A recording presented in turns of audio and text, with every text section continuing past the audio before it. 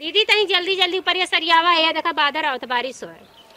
आज ही और भगवान के बारसे करावे कुल तिला उठा सरसे कुल तोरे एक भीतर आवे बाटे लबहनी एक ऊपर ही टूट गई। चल का खाना ना बनाया हो, मेरे बहुत तेज भूख लगा बा, पेट का हुआ था। खाना बनाए बिट्टी हुई भंडार में बाटे जानू आलू पल की सब्जी बाटे और कुछ नहीं बाटे। और अचार ले लू ज्यादा खाए मन कहा अचार रोटी खाए ले भुजी सब्जी बाटे दूध हम मस मांग लू अगे हम बा जा द कैसन कहाँ रहा था कुछ पिरिया तू रात कावन का राज ऐसा इनकर पिराए दुखाए लगा था। जब चाहत ना 2-4 हजार पैसा तो ऐसे पिराई तब न मंगे माई बहुजी से कह दे 5 हजार दे दे तनी हमार हाई करे के बा हाउ करे के बा। अरे 100 रुपया हमसे लेही न सबर में गए नमकीन फमकीन खरीद खाइन है। हे दीदी खानी कम बाटे नहीं ढेर। अरे सखियों सहेली तो दुनिया भरे के बाटी है इनका। इन्हें तो रंग रंग फरमाए रही हैं हम 100 200 में मग पर्स ले में मग चश्मा ले घड़ी पट्टा टूटा भेन तेन दुनिया भरे के भैया इनका जब सूरत से आए रहन दीदी 4 सूट लेके आए रहन ओहू में मुंह फुलाए रही आए हम सी आए है नैहरे से कह रहे भौजी में पायल ले आओ पायल न लिया दे उनके मन का नाई बाटे ने और बढ़िया चाहे। हे दीदी तू ना जनतू ई कहां से टहर्रा मार के आइल है भूखा है गए हुई टहरे घूमे। अरे हो पिंकिया ना बा जोने कसो बियाहवा भय रहा। अच्छा समझ गए उ तो अपने भतारस बतियात हो सुत के दोपहरियन चदरा ओढ़ के लुक मच्छरदानी में ए चिप्पी की सोन बात सुनत होइए बदामी मुस्की मारत होइए। अरे दीदी एनहु का मन है कि हमारो बियाह कर देन जा एनहु भतारन भी ने पगलान है ने धीरे धीरे रोवा जामत न का करबो उछड़ा था खूब तो अबहन खाए लेंगे फिर निकल जाए कौनो सुनत हो डिमांड करे हैं कथक डिमांड कहते हैं कि हमें स्मार्ट घड़ी चाहिए जवन 2500 के आवत ऑनलाइन मंगवावत है जाना तू कैसे वो फिर तू के बापा के लड़कवा से तू तो और फिर तू पापा से खुद जाए के बाजारे 75 दाए जाते जाए के ले ले हैं ये कुल जिन सोचा करा गलत। हे दीदी इतना महंगा सामान कवन जरूरी है अब से हम तो बहनी शादी होत खुदे लिया दिया इनके खर्चा से बहनी एकदम तंग आई गए है 10,000 को नौकरी करत हन 10,000 में 2,000 ने घुस दे थे। हे दीदी तो से 500 रुपया बिहनिया मांगे रहीन का करी कहत रहीन हम ले जाए के डायरी ले बाटे हमारे उतई ने का जानी का बताए रहन बहनी हे जो परीक्षा न दिखा था का ले थे विद्या सिद्या ये कहाँ ये ले के बाटे हम चुप रहा तू दीदी हो बिंदु कहत रही तोहार नंदिया चाट समोसा फुलकी चपाचप खात रहे अपने खात ले 2-4 जन के खियौ तो रहे। अच्छा बड़ मनाई बनत है पार्टी दे जात है दुकानी पाए अपनो खई चाट सहेलरियो खियई है का करबू दीदी भैया भौजी का पैसा बा ना उड़ाई ले जब अपने परी तब समझ में आई। अब पाए जात है समझ न पावत है कहाँ से आवत है। एक काम करा अबे बियाह ले आए हो ज्यादा देर जिन करा ज्यादा देर करबू बहनी यारी बगल केहू सेट हो जाइए और बियाह कई बने हटावा बूढ़ा चला सलाह कैले। हाँ दीदी बड़ी खर्च तो बढ़ा देले है हमारे बहनी की लड़किया बा बड़ा सुंदर बा। अच्छा बहनी के लड़का से करबू बियाह। अरे उनके नंदे उंदे खाए अच्छा उन्हें छोड़ आवत है। अच्छा चला बतियाइला अम्मा से चला। हाँ बतियाइला हे दीदी बियाहो में तो परिया गेल लची काट बा चटनी चोरा ले जाई 20 ठबा 2 2 4 2 6 8 10। अरे दीदी ऊपर ही सोना चांदी बांधे हम का 19 ऊपर भी चला जवन खर्चा ननद करावत है उपरिया से कवन खर्चा हो जाई। हे दीदी अम्मा ना है घरे कहीं गए हुए हैं जाते हम बर्तन मांज लेते ला तू झाड़ू उड़ू लगाइला चला हम बहनी अपन सनाई सरे धीरे धीरे झाड़ू मार लेते है और तू जा झटा झट रगड़ झट से बर्तन मांज के ले क्या बता। ठीक है दीदी जा करे बात चटपटा खिचड़ी बना मसक जाए। हां एक जाने का पता नहीं देखा पता हूं गई है बूढ़ा आई बे क्या रही है के थुआ के कोचिया के थुआ वाला गल बनना है कमान मैया ना है कमान मैया ना बटोराई घर से अगनवा है। फौजी का बेटे दा मी झाड़ू मार देती जा तू नहाई धोला टहर्रा मार क्या हो रे भर झाड़े अब भाई क्या बाटू झाड़ू मारे रह जा। अरे दा भाभी हम मार देते जा तू नहाई धोला ना रहत हम मार लेत है ने फुर्सत मिल गई टहरे से। अरे दा भाभी घूमे ना गए रे नोट्स लेवे पेपर होए वाला हो ना नोट्स लेवे के घरे घरे टहर के ही दाना से खाए के लपर काम कर फिर भाग जाई है इनाय के अपने घरे पड़ी रही रुपये पे ना काम बा आए वो फरमावे दा भाभी मार देती जा तू नहाई धोला कहां थे रे हाय देना हम मार लेबे दा भाभी, हमार प्यारी भाभी। अच्छा मारा दूसर काम कर ले। चला भौजी छोड़ाई तो दे, भौजी जहिन दूसर काम कर ले हैं। ये तो सोचे कि हाँ हमारे बहने हमके कितना मानत थी। चल भदेला कुकर माजे के माज धोलू। रगड़त रगड़ जिंदगी रगड़ा जाता बा, बर्तन रगड़त रगड़। भौजी दा हम बर्तनवा धोई देती जा तो दूसर काम कैला। अइलुआ गनावे का अब तक ले हम धो लेली तो नहीं देखा हुआ, पता नहीं कहाँ घुमट्टा मारत रहू, कहाँ कहाँ इहर उहर आ गया हुआ बर्तन माजे नाम मंत्रा करे। भाभी हम धोई देती नहीं जा तो नहीं बहनी रहे हम काई लेबा, जब माज ले तो धो लेबा।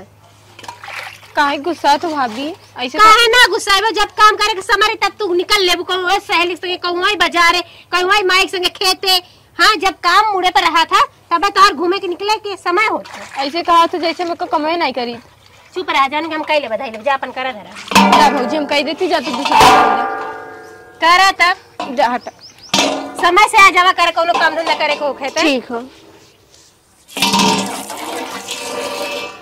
हमार दोनों भाभी बहुत अच्छी हैं, भले हमके कितना भी डांटत फटकारत हैं, ए हमारे डांटल हैं कि कहीं हम बिगड़ न जाए। दोनों जने बहुत अच्छी हैं हमार।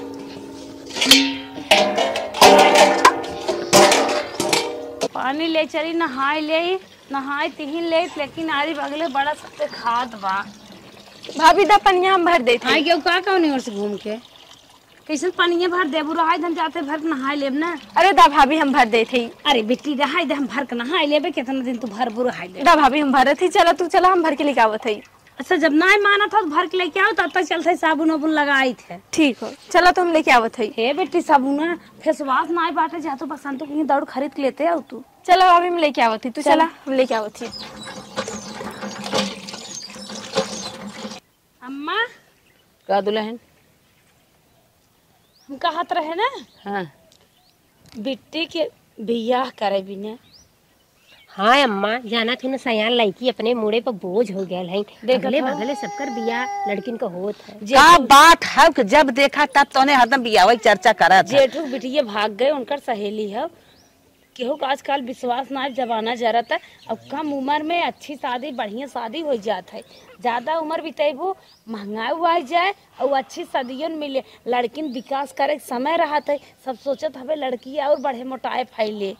का तोरे सब मुड़े बोझ है का बेटी, जब सुना तब बियाह है बिना बियाह कह दे काहे के तो हूँ ये बतिए ना हुई ये बतिए कहा थी। मनवे तो बा कब बदल जाए कोनो गारंटी ना बा। वैसे अपन बहनी तो बहुत अच्छी खासी है, बियाह शादी कायदा खर्चा बा कायदा, बुढ़ाई जब तू तो कहाँ से बियाह शादी कर पाइबू। अच्छा ये बताओ महंगाई इतना तेज आवत देखा था, बिना 4 लाख 2 लाख 3 लाख दे क्यों मुँह ही नहीं सोचे होता, कभो 10 लाख लागे आगे। अब वहाँ कह लेबू सदिये तो सही रहे, गुस्सा जिन एक दिन ससुरे जाइन के बाटे। हे अम्मा अभी तो 4 चकवा सब मांगत है, बाद में अगर लेट कर देबू तो 8 चकवा मांग लेंगे, कहाँ से देबू। तो नहीं कभो सब तारा का जिसीरी ना। अच्छा सुन, हरदम बियाह तो धुन मचाए है। बहनी कहिए चली जाए का तोहन के दोसन ओसन है इनका बहनी। अरे अम्मा सबकर बिटिया देखत है, सबका ननद बियाह हो जात बाटे, दुल्हा आवत बा, बाजारे हाटे मिलत बाटे। हम सोचत है मेरे बिटियो खो जाए, हमनो नंदोई वाला हो जाए, हमनो नंदोई से मजाक करी। अच्छा हाँ नंदोई वाला हो जा, बड़ी शौक बा। धरे हुआ 2-4 लाख कहीं आवा फाना बिया कहीं आवत जा, धरे हो बैलेंस कौनो ना अम्मा जैसे कुल होत बा कर्जा ऋणिया लेके वैसे बियाह वो हो जाएगी ना दीदी। अरे अम्मा हमारे देखत हो 4-5 भाई हैं, 4 जीजा हैं, जहाँ मांगा बेका करे वही पैसा मिल जाए। तू काहे टेंशन लेता हो, रिक्स उठाए कौनो काम होता, घर भा बियाह भा बिना कर्जा ऋण के ना होता, रुपया लागत रुपया। हे अम्मा घाटे बढ़े ना, जमीन हुआ तन की कुछ रख देवे के रेहन सेहन ऊपर कई लेवे अच्छा, के रेहन रख जाबे, जनमावे के का बुढ़वा बुढ़िया जीते दोनों बेटा गुन खेत धक बिया के है ना ले देख सांस करबे कि दुआरे ऐसन ऐसन बारात आए कि गांव देख दंग रह जाए, केहू बिटिया बिया ही जाता, केहू दुआरे बारात आए के बारात थामे बा। हे एक काम करत जा, बियाह शादी करे खोए ते अपन जवन पैसा कौड़ी हो इंतजाम कई फान के कहीं आवत जा। हाँ देखा बा गाय छोड़ाए बा, हम जात है बान है जा बान। हाँ हे का दीदी कैसे बूढ़ा हम यानिन ता नी मरे पतरे गरीबे दुखिए के ढकेल के छुट्टी लेबो कि अपने मुंह से टांडो करवाइबो। तू तो कहत करे जब दाल बारात मंगाई खूब पैसा खर्च कर कहां से करबो। जब रातू रानी डिंग डांग मारत रहे कह दे कर्जवा मांगत रहे नाई के उद्देश्य तो कैसे करी पहले फाना था। हाँ दीदी कैसे मुड़े का अरे भाई कैसे भी यहीं हट जाए ना रोज 10 20 100 50 रोज लागत है। हाँ लिखो फिको पेनस ना काम चलत उनकर माउंटेक्स चाहे ब्रांडेड पेन चाहे ये खोज के चलत ये पिन लगावत तीसरे दिन उनकर पिन घटी जाते साइकिल बनने पोछिए निर्मा सबने सोकत होई है रोज अंचर पंचर बनवावत हिन जिंदगी ले लेत हैं कैसे ढकेला ये जाए।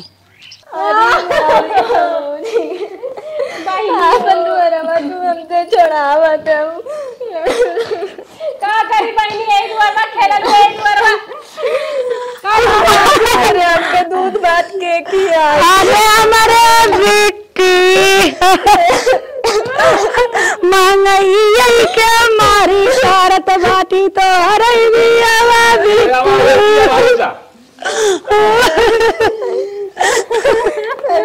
मौजी तो हमके न भुलाई कुल बाजारिया न के ठेलावा वाले तो है लखिए हमारे बेटी बहनिया नहीं करावे आवत बाटे हमारे बेटी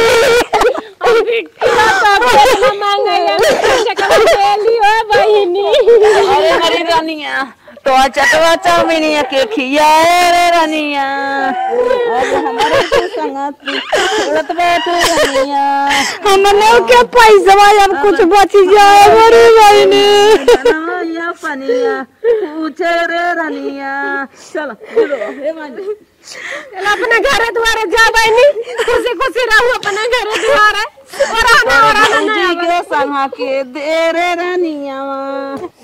अरे मोरी मम्मी हम सबके तेरा वाम के न भुलाई रोए वाली अरे मोरे मौजी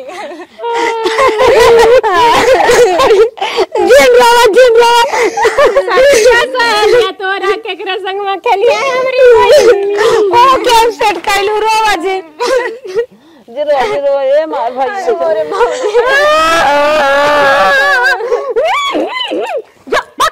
बाय गाइन कैसे अरे ताकत है बाय बेटी मत रो अरे बहनी मत रो चल रात मुंह बना ले बाय गाइन।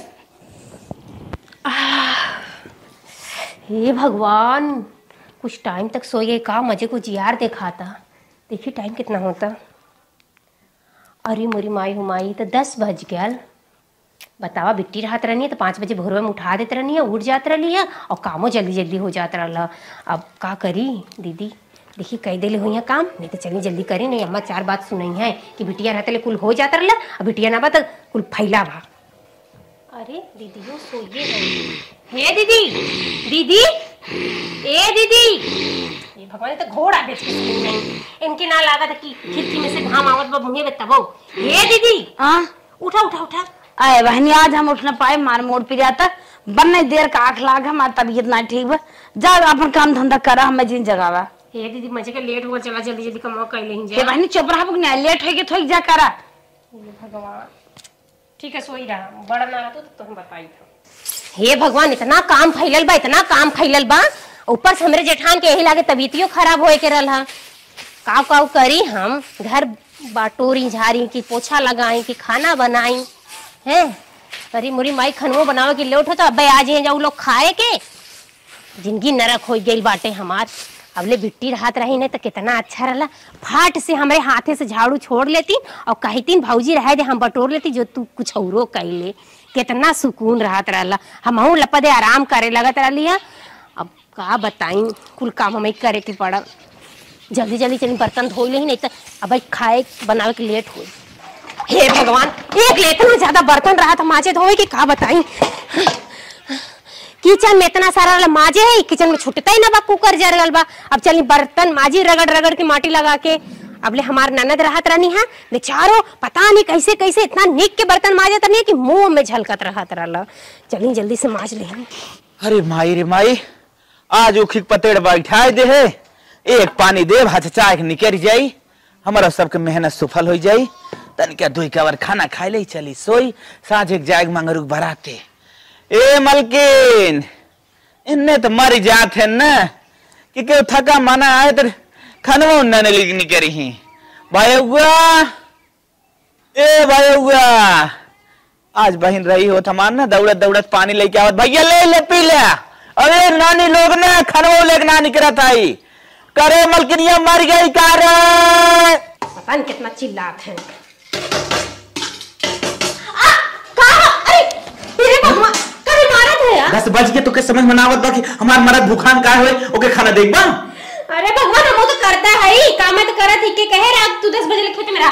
अरे मेरे को मने का खाना लेके आओ फटस्ता ठीक बा पता नहीं का चिल्लात है डोढ़ानी है। हे भगवान अरे काहे मारत है यार करे तोरे समझ में ना आया आवत बा 10 बज के हमार आदमी पतेड़ बैठाई के आयो के चली खाना पीना दे दी अबे तक तोर का होत अब वहीं जाते खिचड़ी बनावल।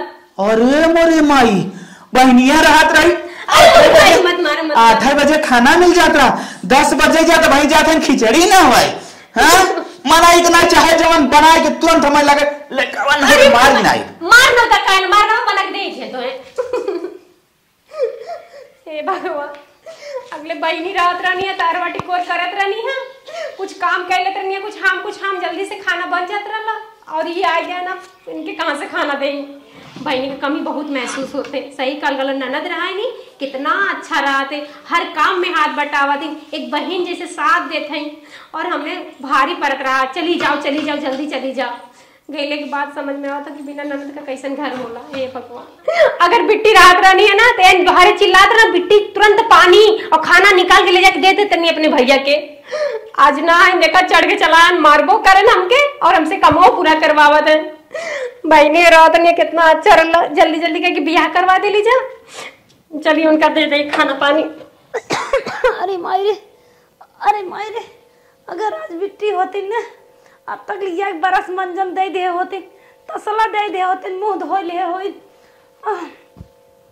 बहुत हालत मार खराब बा भगवान अब का करी हम।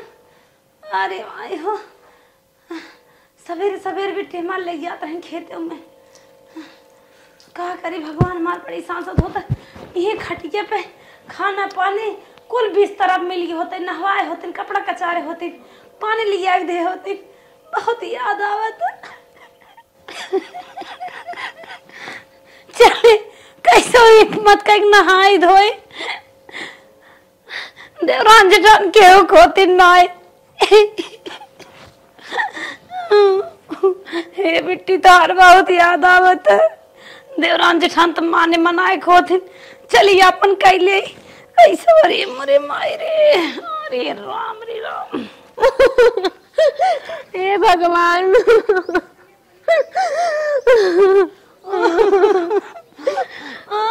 का भल दीदी कैसन रोवा था आज हमारे हिम्मत ना मार तबीयत खराब पर हमरे याद आवत बिट्टी के अगर आज ननद रानी रहे होते न चाय पानी खटिया होते 4 दाई कहे होते उठे भौजी बसवा कैले हिम्मत करा भौजी दवाई मंगाई दे भौजी दौड़ जाते दवाइयों लेते आते नहाए का चाल ले कुल काम बहनी मत करवाई देती। हे दीदी तो के देखा ना खाला था ना हमके ई खाला था आज तक मोर मन से मोके उंगली से ना छुए बाकी बिट्टी के गए के बाद हमका ऑन किचन में खूब पटक के मारे ना बिट्टी रही होती समझ बना कि याद होती ना पता चला होते। सही का तू दीदी बिट्टी की कमी बहुत महसूस होत बा कितना हथवा से छोड़ कमवा करत रहनी तब हमने जाने कल झतरली भाग जाओ कैसे भागी जा पछतात है लड़की लक्ष्मी होती बहुत मानत रहे। दीदी अगर लक्ष्मी ना होती उनके घर से रहा ना तक ना आयल कि हाई ना करत हाउ ना करत। ए दीदी जाए जल्दी बना दे नहीं तब बना दे गाड़ा लगी मार चला बहनी हमारे बिट्टी ये क्या दावत चलता है फोन कर रची बतिया अगर हुआ दा धरियन मंगा ले अब लड़किन के कमल बोझ न समझब 150 तुम्हारे।